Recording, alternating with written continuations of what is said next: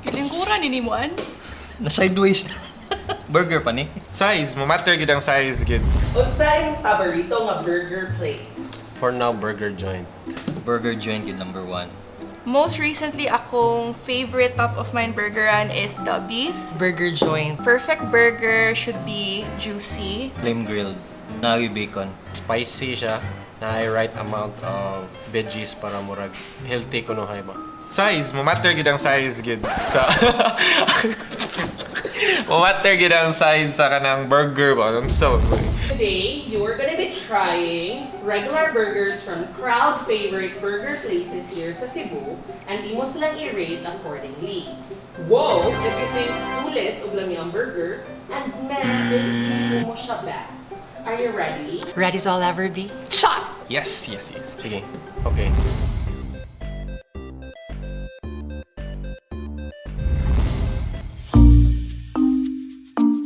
Our first burger is from Dubby. Nababaan. Fun fact sa kaning Dubby's kay nani sila yung mga PWD nga workers mo plus point. Looks yummy. Soft ang bread. It's a bit soggy. The meat looks dry. It smells good. Akong tilawan na, oh, it has white onions.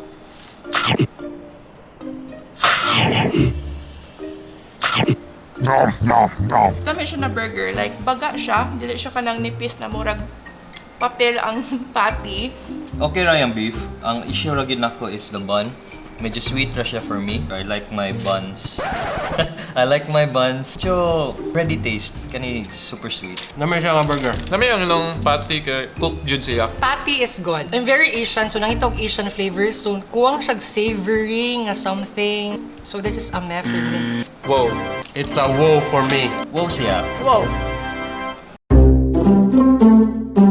Next burger is from Burger Joy. Oh, yes. Old school. Kani, everyone, I think in Cebu knows Burger Joint. It's one of those OG burger places that we grew up with. Muna akong go-to. Basta after inom, katuwa pa'y COVID. Lagom gid ang bun, G.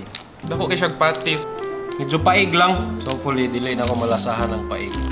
Muna akong, saan ganana bun, all wheat. The bun isn't as soft as katong Dubby's, like wala siya yung bounce. Check out. Check jud siya in all items for me. I don't know, maybe sa temperature lang ni but dry ang lang regular burger. Na sila burger dito. I'm not a big fan of their bun because I was like, it just, yeah, it fell apart. The patty is lami, but it doesn't have that same flavor or that juiciness that Dubby's had. So even though na ito miyang meat, well cooked siya on the inside, juicy gihapon, niya ang buns kay all wheat, so dili kayo sweet. For me, wow gid ni siya, automatic. Still a wow, still a wow. Like today, it's meh for me. Hatagan og wow. Of course, di na kailangan ipanguta na, wow! Lampedo siya. Our next burger is from Minute Burger. Daghan kog na-hear nga positive reviews about this burger. Na sideways na. Burger pa ni. Kilingkuran ini mo an? Dugay na ako ganahan mo try minute burger. Sikat ni siya pag estudyante na ako. So expect ni mo 15 pesos na burger.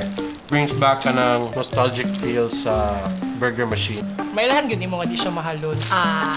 Nah, for me. Meh. Sige, meh lang, meh. So, meh. Okay ra jud siya, gutom na jud ka, pero as like a burger experience, dili kay siya enjoyable. So meh.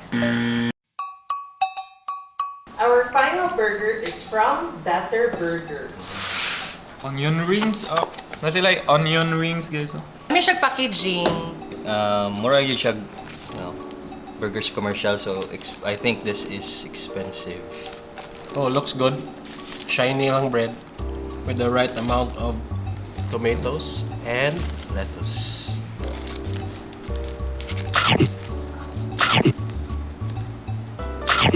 Full pack. Kung ano siya, plus na siya sidings. So, pwede ka siya usa ka meal, no?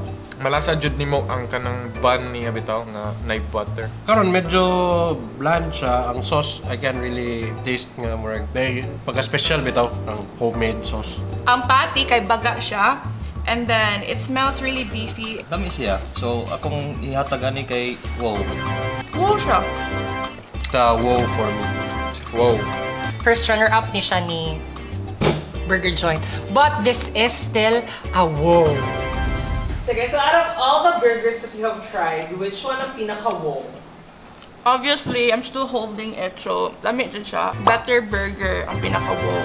Ang burger joint. Better burgers. So, Dubby's. Burger joint. Pinaka-meh kay Minute Burger. Obviously katong minute burger. Minute burger. Minute burger. Minute burger. Diet Coke.